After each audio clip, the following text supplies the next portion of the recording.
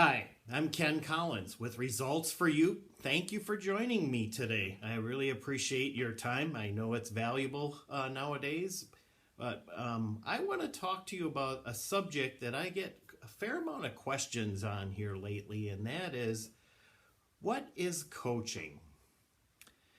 And so I always love questions because I get energized when I have the ability to learn or help people increase their awareness and then apply it to make themselves better. And so the question, what is coaching? I look back when I answer that question and think about what kind of process did I go through when I was involved in professionally mentoring others and coaching others.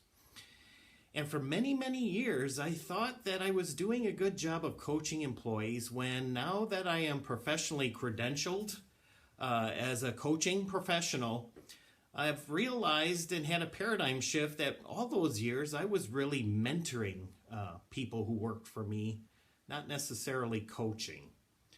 And so while I for years believed I was coaching, I was really sharing experience in wisdom and insight that I had gained over the years, and essentially helping employees very genuinely. However, it was based on my experiences and watch out for these potholes here, and here's a situation that I got a good landing on, and here's how I went about that. And so what I have learned, though, now that I am credentialed and in this profession, is that I was mentoring most of the time. And so coaching really is creating self-awareness by not really being directive in nature, but more of a curious questioning to draw out what the individual is feeling or sensing or experiencing and helping them along the way with providing a solution. That is a very different approach than what I was accustomed to. But let me share with you a statistic that really kind of frames that. And that is there are studies that have been done that indicate 73 to 90% of our daily activity is unconscious. Now think about that. All the movements we make when we choose to reach out and grab a doorknob and open the door and close it. Or when we sit down, we're positioning our feet and then we're pressing our hips back to the back. Are we thinking about all those things? Nope. It just kind of naturally happens. So we're an autopilot for a majority of our life. Much like our drive to work or other routine-based destination. We leave the driveway in the morning. We get to work. How many things do we realize or did we pick up along the drive that we sensed? Oh, what was the dog? What kind of dog was that I passed on that street? Or what color house was that on the third block away from the driveway? All of a sudden, we're done with our drive. We're at work. We're not sure how we got there, but we got there. And so coaching is really creating awareness along the way and pausing through questioning to help people understand what is all taking place from that drive, from that point of the driveway to work. And through all that awareness that's created, a greater potential is kind of realized on how to improve or how to address a given circumstance or situation.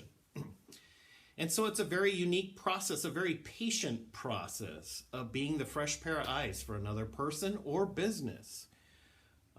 A lot of times businesses get too close to the action in the situation and they go into this conscious mode of autopilot, not really stepping back or realizing what things could be done differently or more efficiently or strategically. Maybe that's the most common thing we see in business is strategic planning. That's that pause for reflection to become aware of what's around us, and then we strategize the things we want to do here moving forward.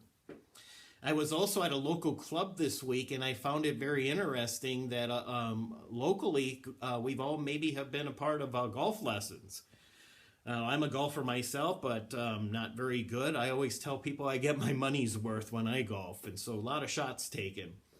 But also along the way, I've always wanted to improve my golf swing, so I've gone to a couple lessons with different coaches. And what you find when you go into those golf lessons is each coach has their own fundamental way of teaching all the technical aspects of the golf swing.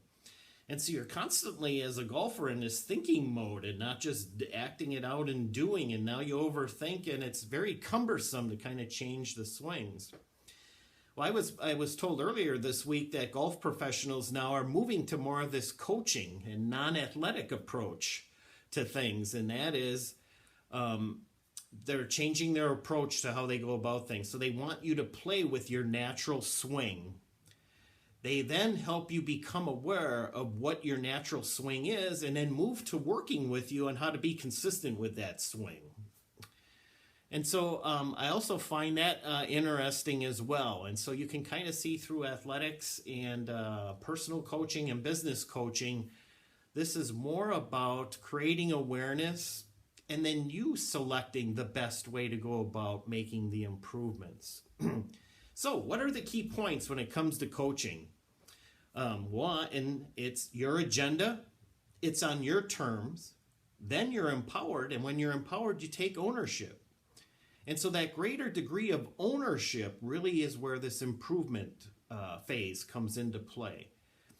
So number 2, questioning to improve consciousness or self-awareness. So all this where awareness comes by the questions and deep listening during the coaching process.